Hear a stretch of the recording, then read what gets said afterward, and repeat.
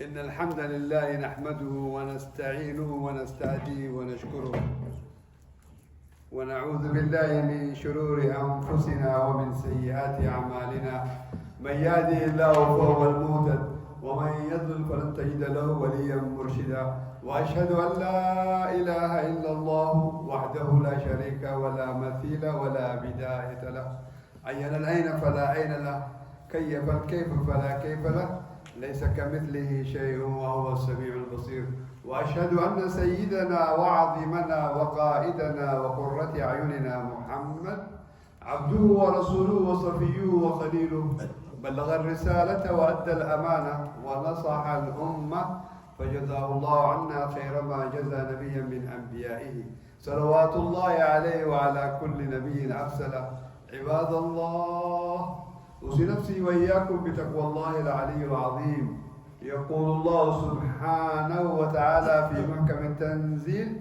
إذا جاء نصر الله والفتح ورأيت الناس يدخلون في دين الله أفواجا فسبح بحمد ربك واستغفره إنه كان توابا.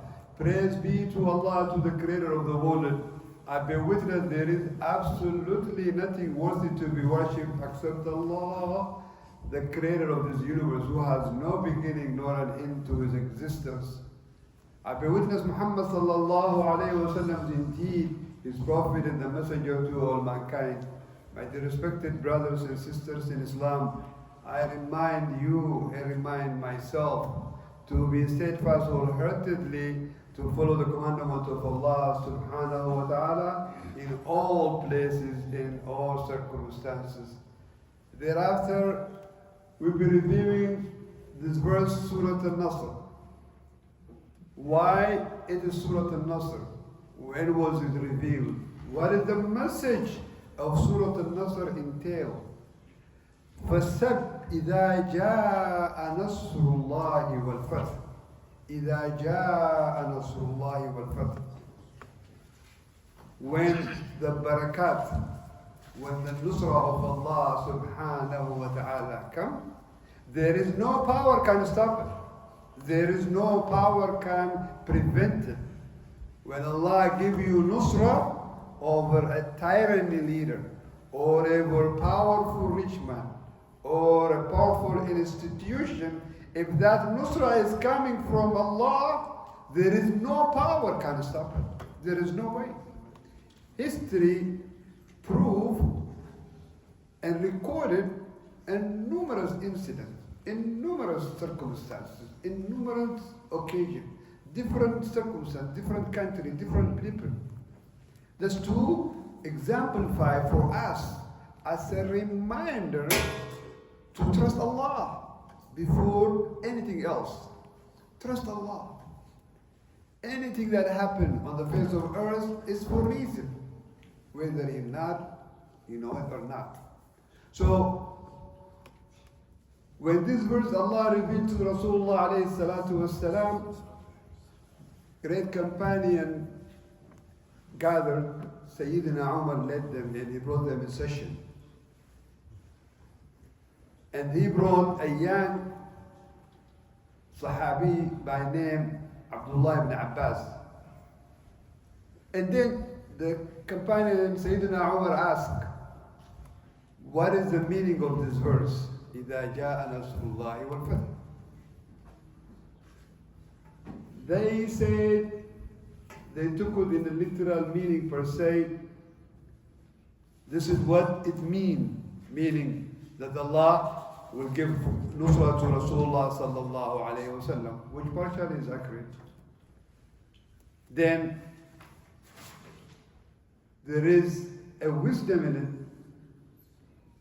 When they say it is an order, the elders say of the Sahaba, it is an order, the meaning to the verse, it is an order for us to praise Allah and thank Him and ask Him for His forgiveness wherever He bestows upon us with victory and conquer.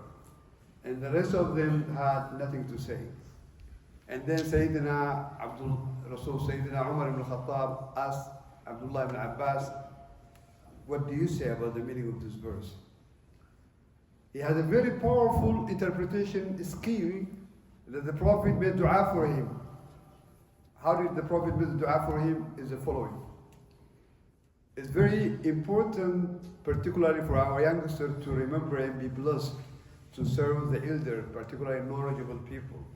So Abdullah ibn Abbas was in the house of the Prophet, serving the Prophet ﷺ. When he wanted to make wudu, he bring him water to make wudu and prepare for him. And then the Prophet made a dua for him because of his khidmah. He said, Allahumma allimul hikmah wa ta'wil al-kitab. He said, oh Allah, teach him the wisdom that is he needs for the rest of his life, and the ability to interpret the Quran. The Prophet made a dua for him. Because Allah responded to his dua, Abdullah ibn Abbas was a small boy, but he has a very powerful skill into in-depth analysis and interpretation of the verse of the Quran. So to the shock, when the Sahaba elders saw this young boy, they asked Sayyidina Umar, why did you gather us with our son, like a boy, a small boy? Sayyidina Umar had a reason. He tried to remind them, knowledge is not by your age, knowledge is not by your beard, knowledge is not by your length of his honesty, his honorable. No. Knowledge has its own etiquette in Islam. So when his turn came, this young boy was very knowledgeable, was blessed boy, Abdullah ibn Abbas, he said, this verse means, he said, in this verse, Allah is informing Prophet Muhammad sallallahu alaihi wasallam about upcoming of his near death. Near death. Look at the two meanings. One who just take it literally, one who's getting to the intended meaning of the verses of the Quran. Qur'an, very powerful analysis that requires understanding the Quran. Some people just take it literal meaning and fly.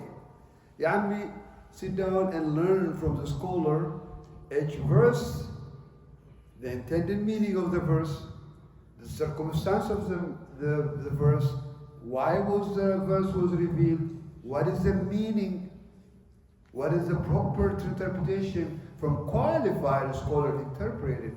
Don't go by your desire and your hawa. Say because you happen to know a little bit Arabic, it doesn't mean you are qualified to interpret the Quran.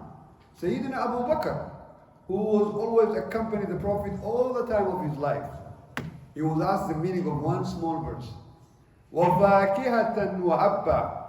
What is that meaning of this verse? Sayyidina Abu Bakr, the first Muslim from the male, always accompanying the Prophet, he was shaken. He shook, he said, أَيُّ سَمَاءٌ تُضِلُّنِي وَأَيِّ أَرْضٌ تَحْمِلُنِي لَوْ قُلْتُ فِي كِتَابِ اللَّهِ مَا لَا أَعْلَمُ. He said, what sky is going to shape me? What earth is going to carry me? If things that I don't know to say. Say and learn to say, I don't know when you don't know. It is not shame. When it comes to the Quran, when it comes to the Hadith, this deen, it is nothing something to mess with. It's not something to flip-flop with it. My humble opinion, the moment you say my humble opinion, you are disqualified to talk about this verse. Khalas. Don't even continue. My humble opinion, you attribute, you upgrade yourself higher level of scholarship, and you qualify yourself as an interpreter of the Quran. You are trying to tell the word of Allah by your opinion. You are disqualified. Khalas. No conversation. No conversation. So we got to be very careful when it comes to the Quran, when it comes to the deen. We have a comprehensive, intact system that cannot be manipulated, cannot be altered, cannot be added to, cannot subtract from. You cannot subtract one word from the Quran. You cannot add one word into the Quran. Absolutely not. It is being intact for over 14th century. Inshallah, that will be the case until the day of judgment. It cannot be touched. It cannot be flipped flat. So, when this verse is revealed to the Prophet ﷺ, he didn't live too long thereafter. The complete verse that Allah revealed to our Prophet was this verse. The complete verse. Whereas the last verse of the Quran that Allah revealed in the Quran was in Surah Al-Baqarah toward the end, where Allah said, وَاتَّقُوا يَوْمًا تُرْجَعُونَ فِيهِ إِلَى اللَّهِ ثُمَّ تُوَفَّى كُلُّ نَفْسٍ مَا كَسَبَتْ وَهُمْ لَا يُظْلَمُونَ. This is the last verse. When it comes to the last verse, the Prophet received from Allah was this verse. Thereafter, the Prophet lived about 80 days. And then he passed away. So, it is significant to draw our attention. What does the verse say? وَاتَّقُوا يَوْمًا. Be mindful of taqwa. التقوى العمل بالتنزيل والرضا بالقليل والاستعداد ليوم الرحيل. This word that you repeatedly hear, taqwa, 3 words, okay? But it's significant in the meaning. Sayyidina Ali, another companion who was very powerful and knowledgeable, interpreted, said, taqwa means al-amalu bit-tanzil. Taqwa means be obedient by the letter, by the obedience as is written in the Quran, laid down by the teaching of the Prophet ﷺ. وَالرِّضَى بِالْقَلِيلِ. Be pleased with what you have. There are so many stingy, always they looking for more. If you have one house, you say second wife. The second wife, yes, in the case of wife, well, I really need to add, Allah said, مَثْنَا وَثُلَاثَ وَرُبَاعَ, Allah said, allowed me to get more than married, mashallah, I'm going to add second one. Or then a third one. First one, you may be failed on the first one, before even you add the second one. You may be failed on the first one. Have you fulfilled your responsibility well? Have you fulfilled your responsibility well? The day of judgment, if you are abusive husband, the malaika will be surrounded 8 round. You cannot move 1 inch. All those matlumin, they will come after you for their right. Those who are butchered, those who are killed, they will resurrect with their blood after you. Where are you going to go? Where are you going to go? لمن الملك لله الواحد القهار. لمن الملك. Where are you going to run? Those Zalimin Zionists that they slaughter women and children in thousands, do you think their blood will be vain? Wallahi thumma wallahi na. Wallahi thumma wallahi na. Every single abuser, zalim, will pay the price in the day of judgment. There is no if about it. There is no question about it. There is no question about it. Those matlumin with their blood, they will go after them.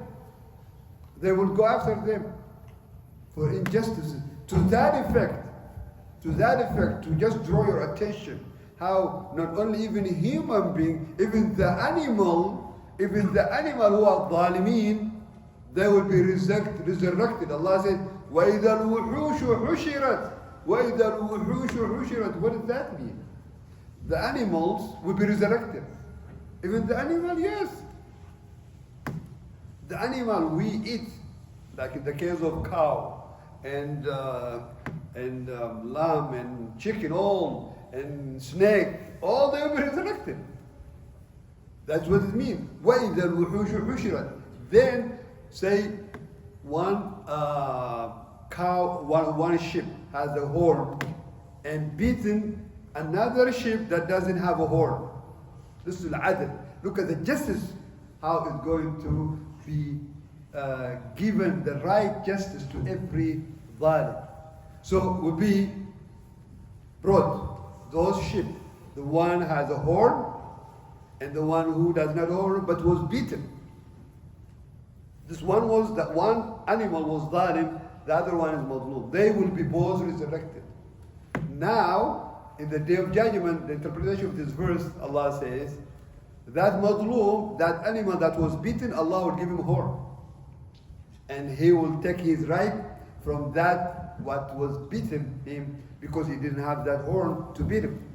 When both, he got his right of injustice that done to him, then both of them will vanish. Because heaven and hell is not meant for animals, it's for human beings. Imagine if the animals are getting their right, and the Quran is teaching us this. Do you think thousands of Muslims, over 2,000 now almost in Lebanon, over 46,000 in Palestine, their blood is cold just going like this? Wallahi no. Learn from the Quran. There is a day to pay back. Allah sees everything. Allah knows exactly what is happening now. And coming to a few days left for the election, we are bombarded with text, phone calls, and vote for me, votes count. In the case of Trump, he wants to deport 11 million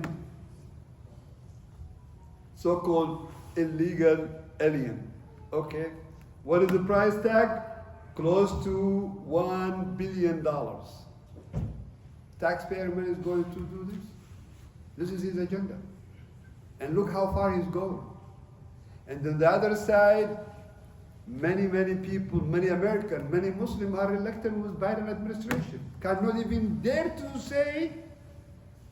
dare even to say, ceasefire, stop, and arm them. Many very upset. Many boycott even to vote. Many going to the third party. I'm not trying to tell you who to vote for. You vote your conscience, what is good. And when you are confused in any choice, make the dua of the Prophet. The Prophet used to say the following: Allahumma akhtar li ma huwa khairun li.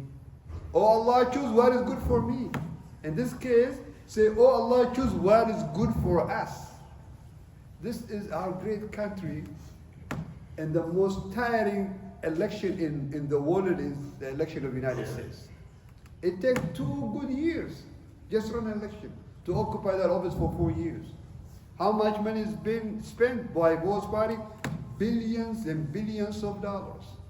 While we have millions of homeless, while we have all this money being spent, our children would have been benefit from this dollar to pay their school debt.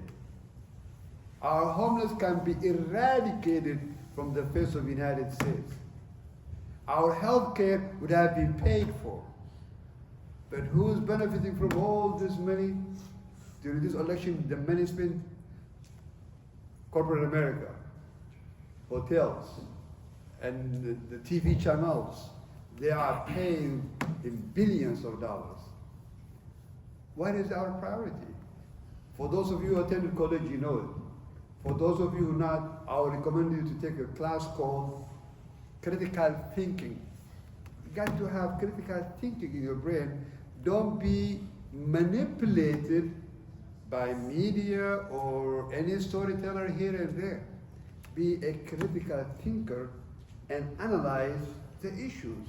What benefit us, do it. What harm us, stop it. Stop it. So, where are we going as a country? Why our election taking good year toward the last part? Okay, first the primary, it take 1 year almost. Then the last part of the election is taking a full year. Intensify shuttle diplomacy left and right. Now, the largest country, India, okay, they have an election. You know how long it takes there with billions of population, the whole country? Less than a month. Think about it. Less than a month. Why take us over a year, just the last portion of the election, and the largest population in the world, India only takes them like a month to run the whole election and be over with. Something to think about. But dear respected brothers and sisters in Islam, how did we get where we are? How? From the majd and izzah and the karama, the highest status rank of the ummah, what brought us to where we are? The Prophet prophesies what we are doing now. As he was eating food with a companion, he said the following hadith. كيف بك يا ثوبان? A name of companion who was eating the food with the Prophet at the time. His name is companion, his name is Thawban. Oh Thawban, what are you going to say? كيف بك يا ثوبان إذا تداعت عليكم الأمم كدواعيكم على قصعة طعام تصيبون منه. Oh Thawban, there will be a time coming to my ummah, which is talking this generation. You'll be surrounded by your enemy. They will eat you like we eat the food. This companion was shocked. He said, أو من قلة ذاك اليوم يا رسول الله. أو كما قال عليه الصلاة والسلام. So, because our numbers are small, less, that's why the enemies are surrounding us, eat us. قال لا. No. بل يومئذ أنتم كثيرون كغثاء السيل. You are wide in number like a river. Number is not an issue. We have over billions of Muslims, alhamdulillah. Then what is the reason then, Ya Rasulullah? He said, ولكن يدخل في قلوبكم الوهن. He said, there will be a disease entering the heart of the believers. It's called wahan. This companion was again shocked. He doesn't know what is wahan is all about. قال وما الوهن يا رسول الله. He said, what is wahan? قال, the Prophet diagnosed our entire problem that we face with two words. Number one, حب الدنيا وكراهية الموت. The love of this dunya will sink my people to where we are. Let me take a quick travel to how the Muslim opened Andalus in the heart of Europe. Andalus was not a state of a Muslim. The commander-in-chief was Tariq ibn Ziyad. As he was opening that country to be accepting Islam, his army was 7,000. In those days, there is no satellite. He sent a faras, a horse searcher, to assess the size of the enemy to encounter, make assessment. So he got the report. He was told the size of the enemy you are about to face, Ya Tariq, is 100,000. So Sayyidina Tariq started to analyze what to do. His army is 7,000, want to engage with 100,000, what to do? As he was thinking, he followed in quick sleep, nap. In that nap, he saw dream. The Prophet telling him the good news, sallallahu alaihi wasallam. Ya Tariq, la tataraddad innaka min al-faizin. O Tariq, do not retreat. You will be victorious. March on. Allahu Akbar. Similarly, he saw Sayyidina Abu Bakr. It was the same message. Sayyidina Umar. Sayyidina Tariq ibn Ziyad. Read. Sometimes go back deep. Read our history. Really how to read our history. How we get where we are. So Tariq ibn Ziyad gathered all of his army, he said, in his very famous speech, Andalus, in Spain. أيها المسلمون, O believers, إن العدو أمامكم, the enemy is in front of you, والبحر خلفكم, the river or the sea is behind you. He said only two things, إما النصر أو الشهادة. Either we are victorious or we will be immortal, nothing in between. He ordered all of his ship to sink, no retrieve. The war started. As the intensified fighting continued, as the enemy army being scrambled, the king of Spain requested for help from the king of China at the time. The Chinese king replied to him, he said, ليس لدي سلاحا أو جيشا تقاتل بها المسلمون. Meaning, he said, I do not have an army or a weapon to give it to you to fight the Muslims. إن أرادوا قلع الجبال لقلعوه. If they want to move the mountain, this is the army they move. I am sorry. I had nothing to offer you. Allahu Akbar. It didn't last too long that the heart of Europe, with all their weapon machinery, was defeated and conquered for the Muslim for good 800 years. Why did we lose after 800 years ruling Andalus? حب الدنيا وكراهية الموت entered to the heart of the believer. We lost. We didn't wake up when we lost Palestine in the first place, at the beginning. We didn't wake up in 1948. We didn't wake up in 1956. We didn't wake up. Continue. When do we gonna wake up then? When are you gonna wake up then? I'm not calling to tell you to go ahead, jihad and go blow here. Wake up, go back to Islam, go back to the proper teaching of Mustafa alayhi salatu wasalam. Go back to moderation. Go back to study Quran. Go back to study Quran. Go back to study to the seerah, to the history, the real history, not fabricated history. Unlike manipulation, we just passed it the other day, Halloween. What Halloween to do with Islam? What Halloween to do with humanity to begin with? How was Halloween was started? Study this thing so that you know you guide your children properly. Halloween started with early migrants from Irish came into the United States. Initially was to remember their loved one. Nothing wrong with it. Islam is always teaching us to remember your loved one, those who passed away. It's good. Then corporate America diverted and commercialized it and add to it a business aspect to sell their candies, to sell for their farmers pumpkin. Who gonna eat pumpkin, billah alaykum? I ask, is there anybody really like pumpkin, like to eat throughout the year, like French fries? Who's gonna have that appetite to eat pumpkin? Why is all this bombardment of media? And then the satanic belief also is such a portion of it.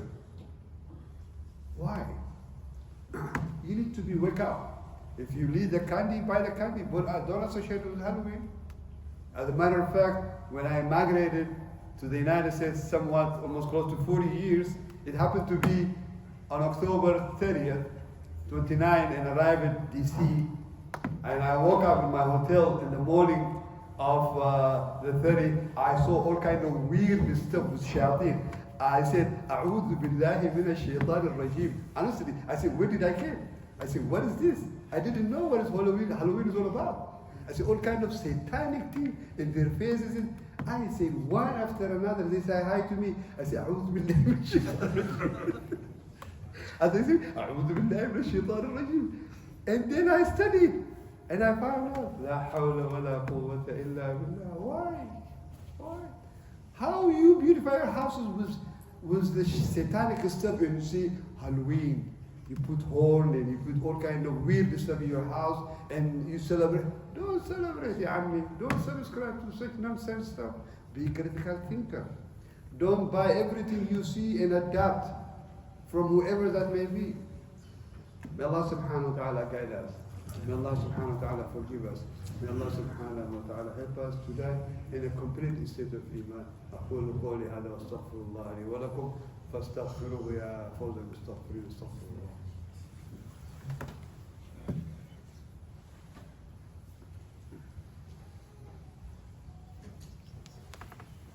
إن الحمد لله نحمده ونستعينه ونستهديه ونشكره ونعوذ بالله من شرور أنفسنا ومن سيئات أعمالنا. من يهده الله فهو المهتد ومن يضلل فلن تجد له وليا مرشدا. وأشهد أن لا إله إلا الله وحده لا شريك له ولا مثيل ولا بداية ولا نهاية له. أين فلا أين له، كيف الكيف فلا كيف له، ليس كمثله شيء وهو السميع البصير.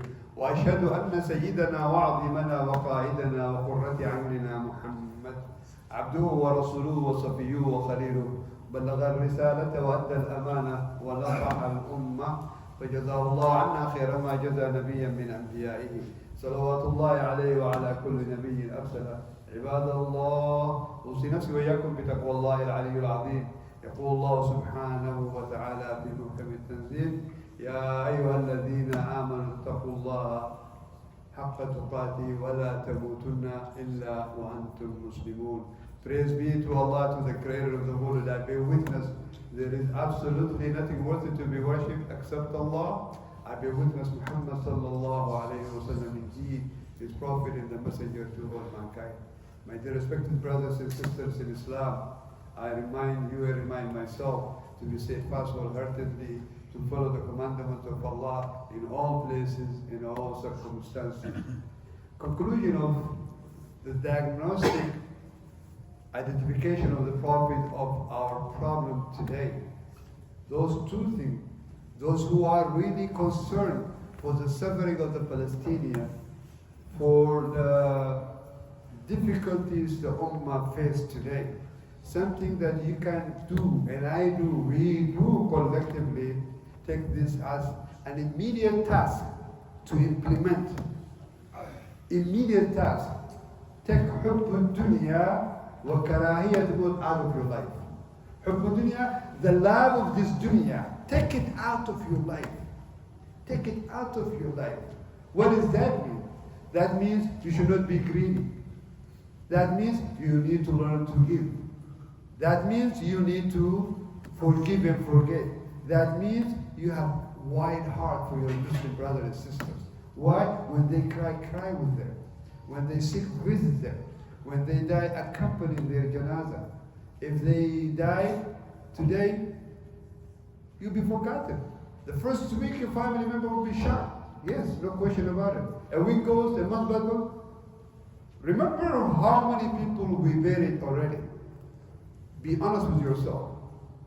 How often do you remember you had the loved ones, that your dad, your mom, your son, your daughter, your brother, your wife, your husband, your uncle, somebody so dear to you? How often do you remember that person? A time goes, you'll be forgotten. Khalas.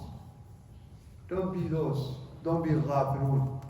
Remember them. As a matter of fact, when you pray, remembering the loved one as you pray, your rewardability of the prayer increase. Khushu' will come to your heart. See yourself being shrouded. See yourself being put in the grave. That is استعداد للموت. استعداد للموت. Preparedness for death. One pious scholar, as a matter of fact, layman's Muslim in Harar of Ethiopia, he used to do the following, very interesting, very unique, to teach the people in the village the following. Every other night, rather, one night he slept on his bed with his wife. The very second day, in his own backyard, he built a qabr, cemetery, grave in his own house. He go there with simple shroud, white coffin, sleep there.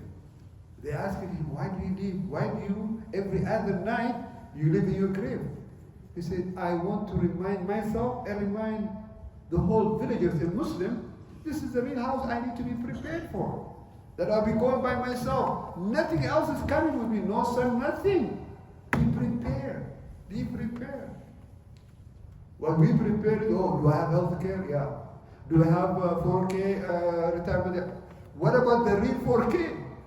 What about the real 4K that you'll be there by yourself? By yourself, by myself. That is the real 4K. You need it there. Which is going to spend, which I am going to spend, which we're going to spend more than this temporary 60 years, 40 years. We spend more. Al-Aqil, a wiser, will pay attention more for that is going to be permanent place. Deposit all good things that help there. In return, the dividend will transform our way of life. The nusra of Allah will come. The majd will come. The barakah will come. The problem will be elevated. The circumstance will be changed. We got to change ourselves. إن الله لا يغير ما بقوم حتى يغيروا ما بأنفسهم. Change yourself first to see the change. Don't expect to change just coming from the sky, prepared, finished for you. Then خلاص, here is the change you want for. You want Izzah here, but no. Work for it. I have to work for it. We have to work for it. May Allah subhanahu wa ta'ala change our circumstances. May Allah subhanahu wa ta'ala forgive our shortcomings.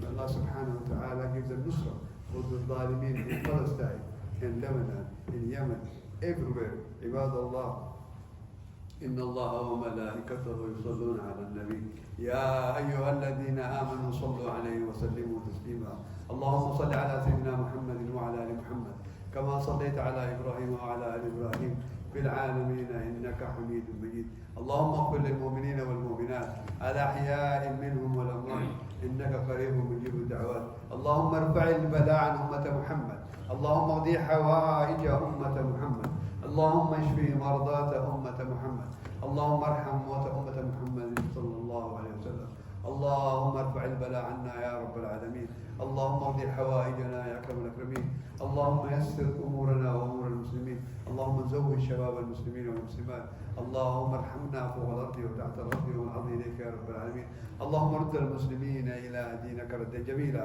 اللهم اخرج من قلوبنا حب الدنيا اللهم اخرج من قلوبنا حب الدنيا اللهم اخرج من قلوبنا حب الدنيا اللهم طهر قلوبنا من النفاق وأعمالنا من الرياء وألسنتنا من الكذب وأعيننا من الخيانة فإنك تعلم خائنة الأعين وما تخفي الصدور اللهم صل صلاة تنشينا اللهم صل صلاة تقضي بها حاجاتنا وتشفي بها مرضانا وتعافي بها مبتلانا وتفك بها أسرانا يا رب العالمين عباد الله إن الله يأمر بالعدل والإحسان وإيتاء ذي القربى وينهى عن الفحشاء والمنكر والبغي يعظكم لعلكم تذكرون فاذكروا الله العظيم يذكركم واشكروا على نعمه يزدكم أقيموا الصلاة إن الصلاة كانت على المؤمنين كتابا موقوتا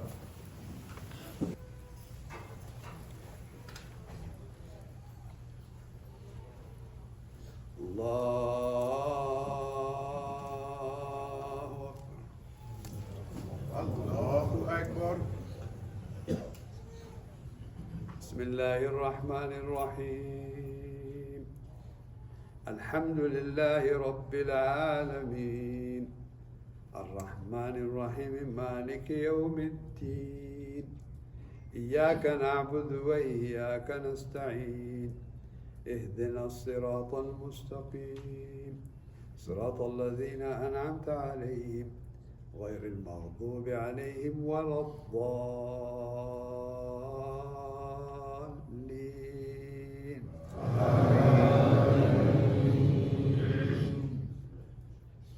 بسم الله الرحمن الرحيم إذا جاء نصر الله والفتح ورأيت الناس يدخلون في دين الله أفواجا فسبح بحمد ربك واستغفره إنه كان توابا الله أكبر الله أكبر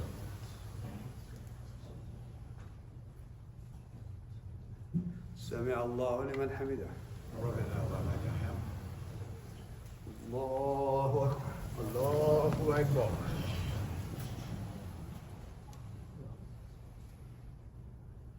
الله أكبر الله أكبر الله أكبر الله أكبر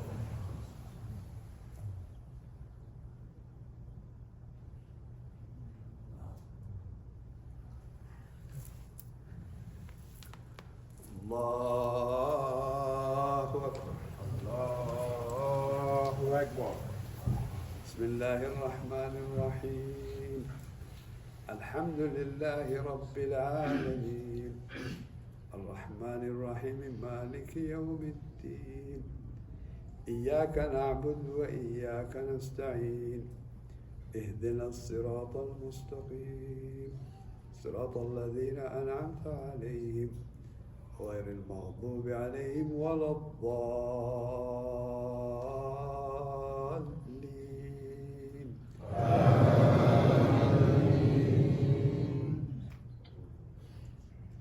بسم الله الرحمن الرحمن الرحيم قل هو الله أحد الله الصمد لم يلد ولم يولد ولم يكن له كفوا أحد. الله أكبر. الله أكبر.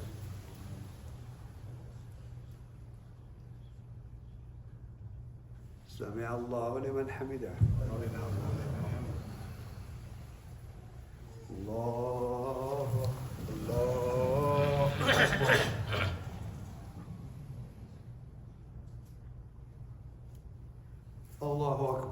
الله أكبر.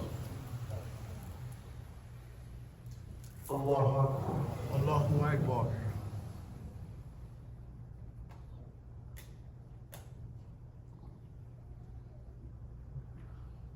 الله أكبر. الله أكبر. الله أكبر.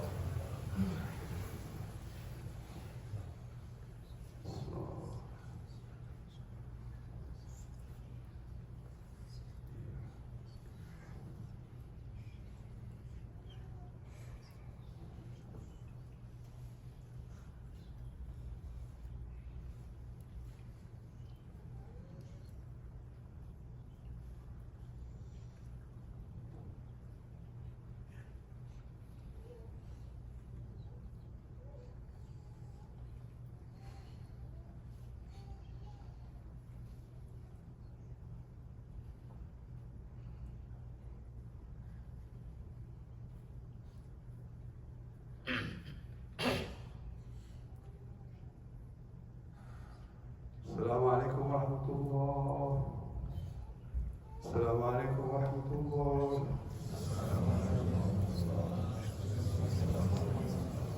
السلام عليكم ورحمة الله وبركاته. I want to share with you very good news. A brother will take Shahada. MashaAllah. So I want you to witness. I talked to him over the phone on Monday. So general rule, I want to remind you of the following. If somebody you met, don't wait the person to take the Shahada until Friday. Help the person to take Shahada, even over the phone or in person. Then bring the person to, like we do now. Inshallah. How are you? Very, very. I was experiencing that. So the brother, I met him to have the program introduced to me. Over the phone on Monday, I spent to him about 15 minutes. I explained to him the saying, what we say, the Shahada, the meaning, what we believe. And Alhamdulillah, Allah is hardly accepted. So I want you to witness and to him. I suggested for him and then Muhammad. And he liked it and he accepted it. So inshallah ta'ala, what we say over the phone with me, I want you to repeat.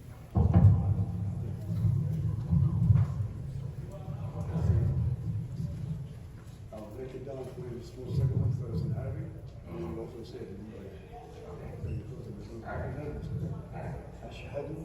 أشهد أن لا إله إلا الله وأشهد أن محمد رسول الله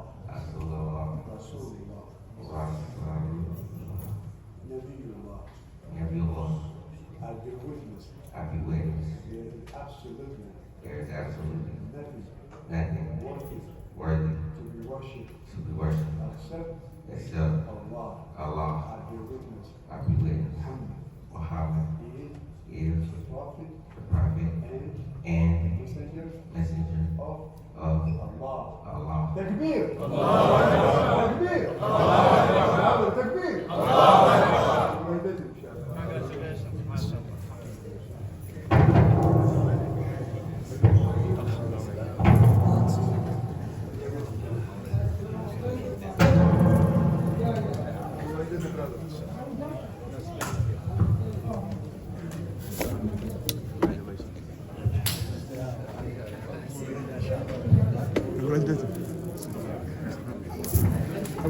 Alhamdulillah, that was a beautiful thing to have your brother or sister embracing Islam and joining us on the path of righteousness, pleasing Allah, subhanahu wa ta'ala, which is the purpose Allah created us for.